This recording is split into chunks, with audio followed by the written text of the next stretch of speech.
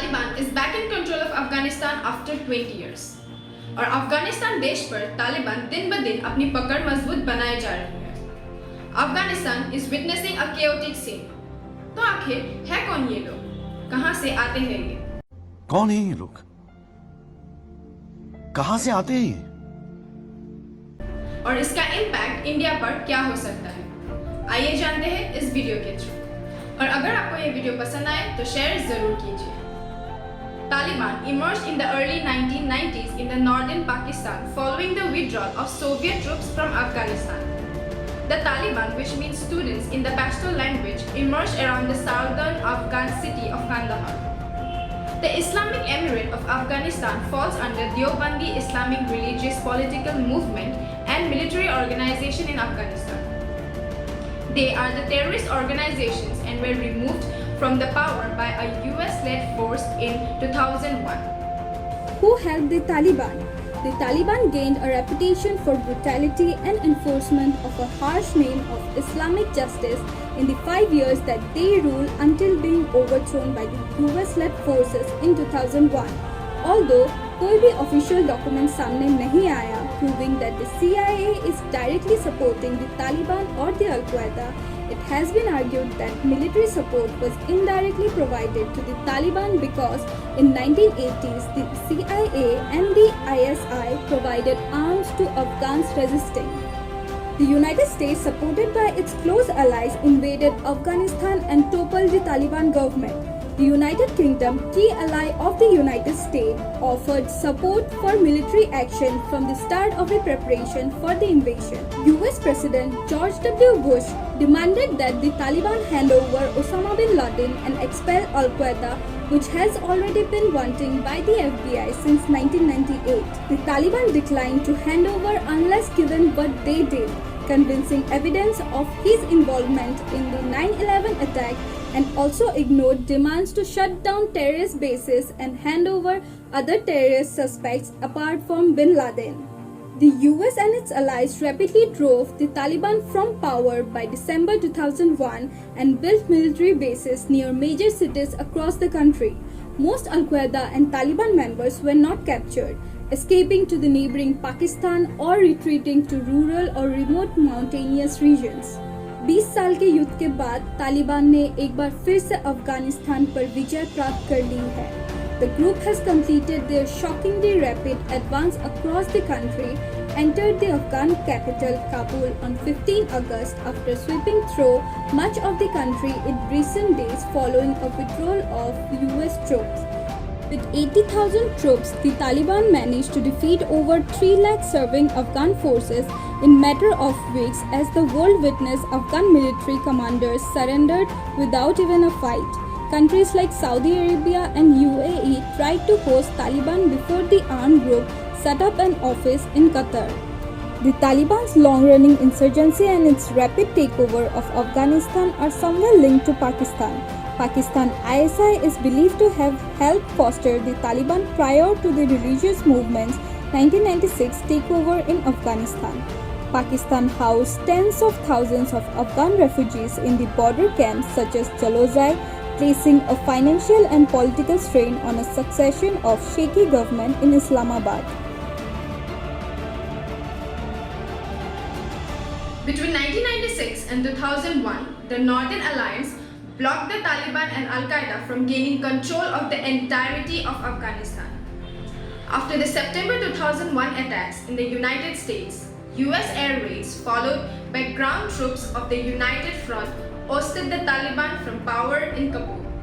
Amid a complete takeover of Afghanistan by the Taliban, a resistance force led by Ahmed Massoud, son of the late Afghan politician Ahmed Shah Massoud, is reportedly gathering strength in Panjshir Valley.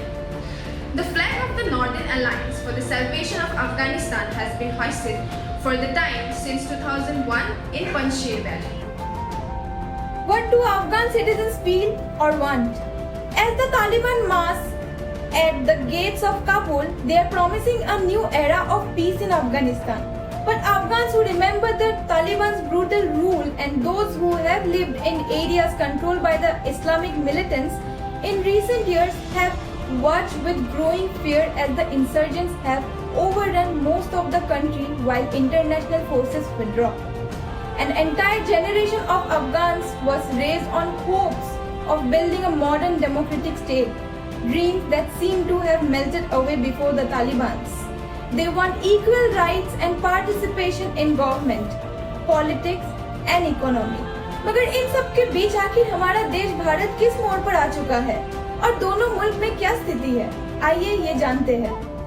As a strong democratic country, India emerges as the fastest growing major economy in the world. It is also expected that over the next 10 to 15 years, India will be one of the top 3 economic powers in the world. In terms of investments, since 2001, India has invested around 3 billion in Afghanistan's infrastructure, which includes over 400 projects across all the provinces in the country. These projects are largely around the infrastructure, human resource development and capacity building, and also enhancing trade through air and land connectivity.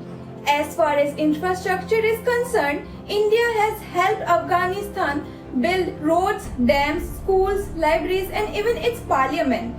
We need to recognize that the single most important factor in Taliban victory was their own commitment and courage. Pakistan. Without Pakistan's shelter and support, Taliban might not be marching through the streets of Kabul right now. But Pakistan was not doing it for them. The fear of Afghan alliance with India and Afghan support for rebellion inside Pakistan that exists since 1947 is the reason why Pakistan is helping Taliban.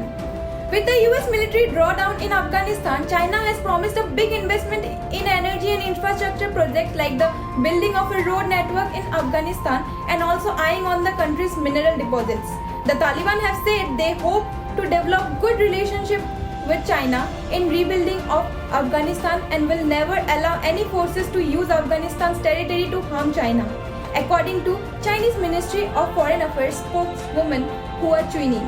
In 2003, the Taliban was added to the Russian list of terrorist organizations, and it's still there in the list. Any contact with such group is punishable under Russian law. However, according to the Foreign Ministry, exchanges with the Taliban are essential for international efforts to stabilize Afghanistan. Like any other country, India's foreign policy aims to widen its sphere of influence, focuses on strengthening India's role across nations and make its presence felt like an emerging power.